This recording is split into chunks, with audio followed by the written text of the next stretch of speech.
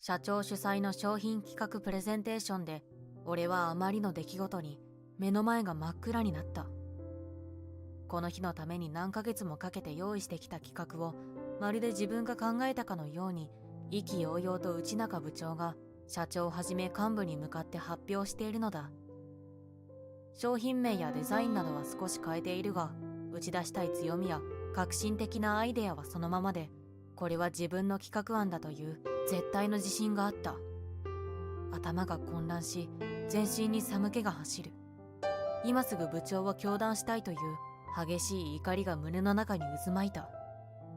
だがここで感情的に声を上げたところで、部長は自分の企画案だと主張するだろうし、会議をぶち壊して悪い印象を与えるだけだ。内中部長は社長から「素晴らしい企画案だ」とお褒めの言葉をいただき、満足そうな笑みを浮かべて席に座った。他にプレゼンを用意してきた人はいますか？今日のプレゼンでは事前に申請せず、その場で用意してきた企画案を発表する形式となっていた。俺は手を挙げたいのをぐっとこらえ、プレゼン会議が終わるのを待った。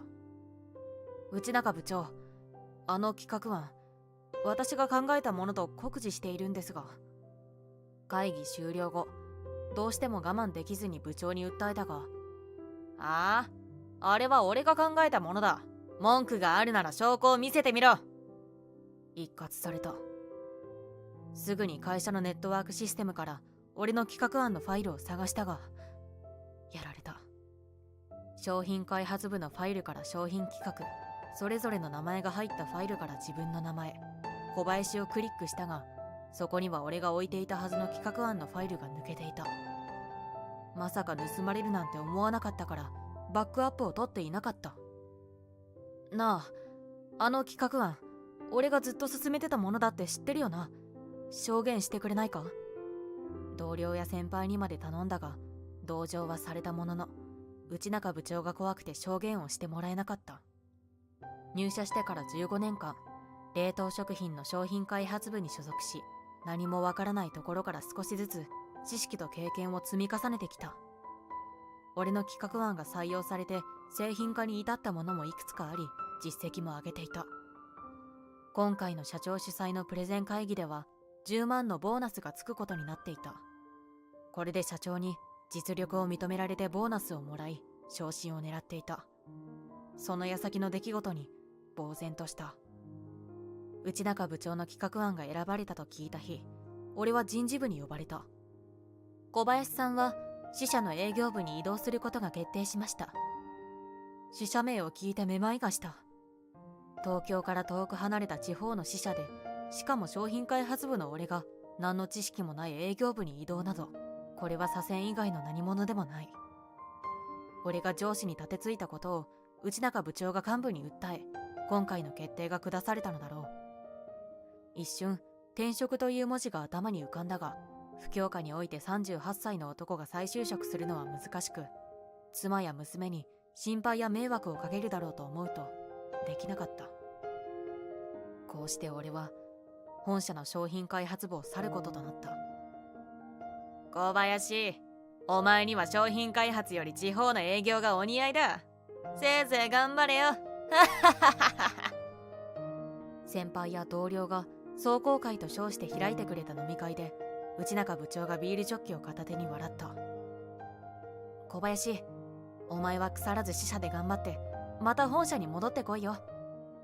先輩や同僚の言葉は何の慰めにもならなかった。出勤初日、緊張した面持ちで支社へ向かう。本社と違って自社ビルではなく、薄汚れたビルの4階に支社はあった。エレベーターは故障中となっており、階段で4階まで上がり、息を切らしながら支社の扉を開ける。今日付で営業部に移動してきた小林ですが、受付が見当たらなかったため、近くを歩いていた人に声をかけると、奥に顔を向けられた。営業ならあっちだよ。営業部は一番奥の仕切りの向こうにあった。営業部にもかかわらず電話が全く鳴っておらず、座っている社員たちからも忙しそうな様子は感じられない。本社の商品開発部からの移動か。何をやらかしたか知らんが、気の毒にな。山田と名乗った気の良さそうな部長に同調され、身を縮める。うちは支社の中で一番営業成績が悪いですからね。俺より少し年上と思われる男性がさらに言葉を重ね、左遷されたという事実が重くのしかかった。営業部には山田部長と俺を含めて5人の社員がいるという。ここにいる人間を数えてみるとちょうど6人。つまり誰も外回りに出ていないということだ。左遷はされたが、それでもここで何とか頑張るしかないと俺は自らを奮い立たせた。営業の仕事は初めてだが、社内の人間に対してプレゼンをしたり、すでに商談が成立している取引先に対して商品の説明をすることがあったため、対人スキルがゼロというわけではない。なんとかやっていけるのではないかと考えていたが、実際にやり始めて営業の厳しさを思い知らされた。電話で営業をかけても、忙しいから、興味がないからと話すら聞いてもらえず、相手にしてもらえない。直接訪問しても、うちは間に合ってる。昔からの取引先があると言われ、追い返されてしまう。そのうちに、どうしてうちの支社の営業成績が悪いのかが分かった。取引先となるスーパーやコンビニ、ドラッグストアは昔からライバル企業が独占しており、営業をかけてもいい返事がもらえないのだ。そのため、営業部の人間は仕事に対するモチベーションが低く、生活のためにいやいや働いているような状況だった。もちろんそんな職場に活気などあるはずがなく、連帯感もなかった。疲れて家に帰ると、不満顔の妻に迎え入れられた。近所の奥さんたちが慣れ慣れしいのよね。どうしてここに引っ越してきたのか、旦那さんはどんな仕事をしてるのか、家はいくらで買ったのかとか、プライベートなことまで聞いてきて嫌になっちゃう。他にも、ゴミの中身を見られた。スーパーで偶然会ったらずっと喋られて帰れなかった。娘の先生についてあれこれ語られた。といった愚痴を毎日聞かされた。そして最後には必ず、ああ、東京に帰りたいわ。ねえ、いつになったら本社に戻れるの？と聞いてくる。そんなこと、俺の方が知りたい。娘のさくらは転校してからまだ仲のいい友達がおらず、泣き出しそうな顔で訴えられた。引っ越しなんてしたくなかった。前の学校の友達に会いたい。自分が左遷させられたせいで、妻や娘に辛い思いをさせてしまっていることが申し訳なかったが、どうすることもできず、うつうつとした日々を過ごした。そんなある日、本社から新商品が届いた。箱を開けた途端、あ、これはと思わず大きな声を上げてしまった。あ、どうしたんだ？声をかけた同僚だけではなく、部署の全員が顔を向けていた。実はこれ、私が企画から携わって製品化した商品なんです。こうして手に取ってみると感慨深いですね。それはサラダとドレッシングがセットになった冷凍商品だった。え？サラダって冷凍できるんですか？うちの部唯一の女性社員が驚いたように俺に尋ねた。いやー、すごく苦労しましたよ。野菜は高いし長持ちしない。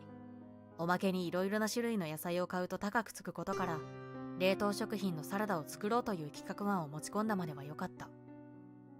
だが新鮮なまま瞬間冷凍しても解凍するとしなびてしまったり、素材によって一番いい状態が異なったり、冷凍サラダに適したドレッシング選びなど課題は山積みだった。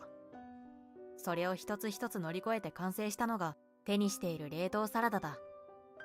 今まで考えたことなかったですけど、うちで扱ってる商品ってこうした苦労を重ねてできたものだったんですね。今年入ってきた新入社員が感心したように言うと、いやー、情けないが俺も今まで考えたことがなかったよ。先輩社員が恥ずかしそうに頭をかいた。これですよ。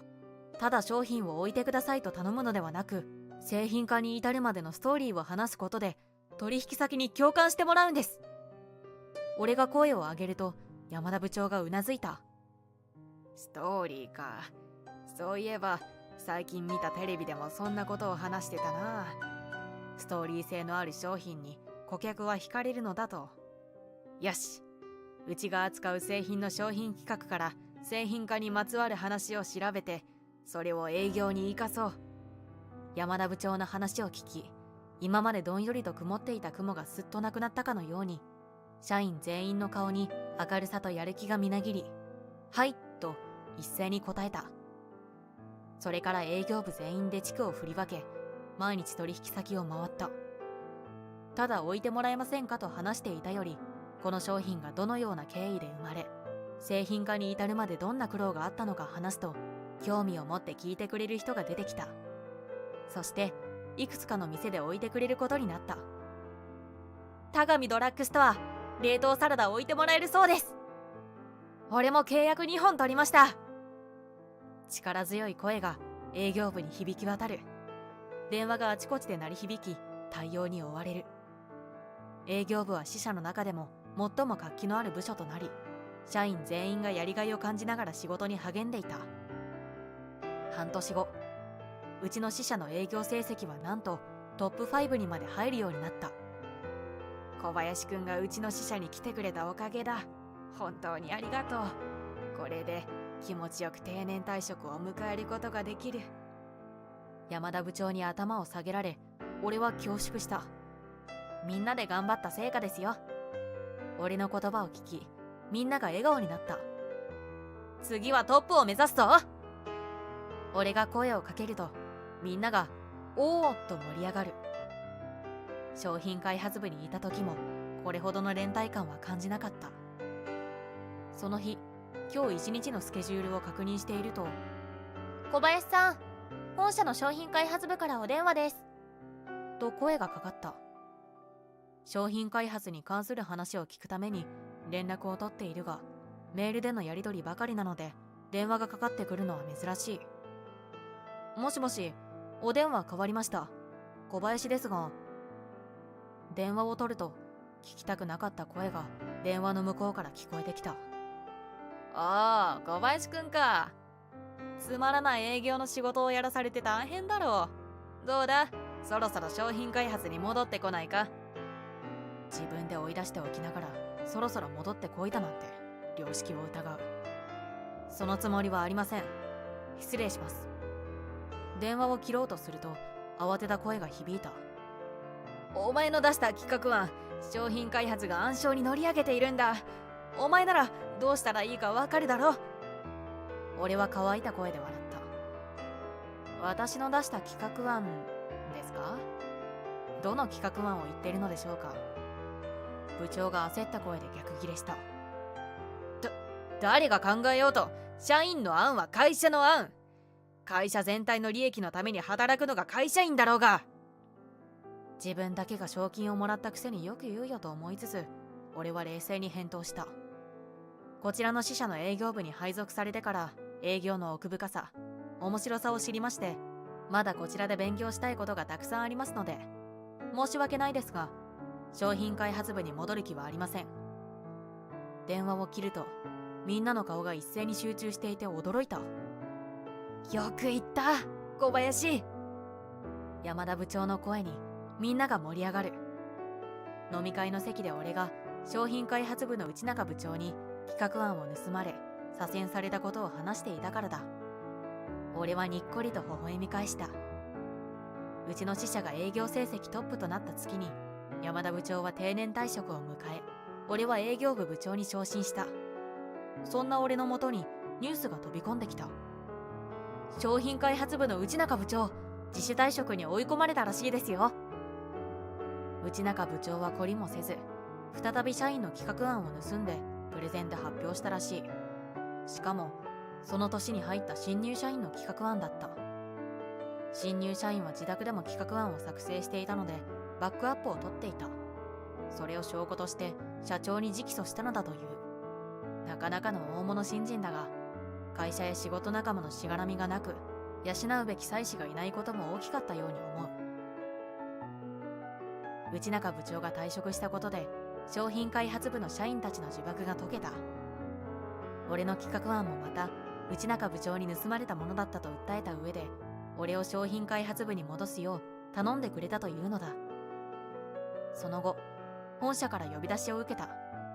本社の商品開発部への移動の打診だろうかと考えながら懐かしい本社ビルへと入り、人事部へと向かったが、ご案内します。そう言われて連れて行かれたのは社長室だった。かけてくれ。社長に言われ、緊張しながら社長の向かいのソファーに座る。そこで聞かされたのは意外な事実だった。小林くんは支社の営業部への移動を左遷と捉えたかもしれないが、それは違う。上層部は君の能力を高く買っており、いろいろな部署での経験を積み、将来の幹部となってほしいという考えから移動を決定したんだ。それから内中部長が商品開発部を牛耳り、俺が実力を出し切れていないことも考慮した上での判断だったと付け足した。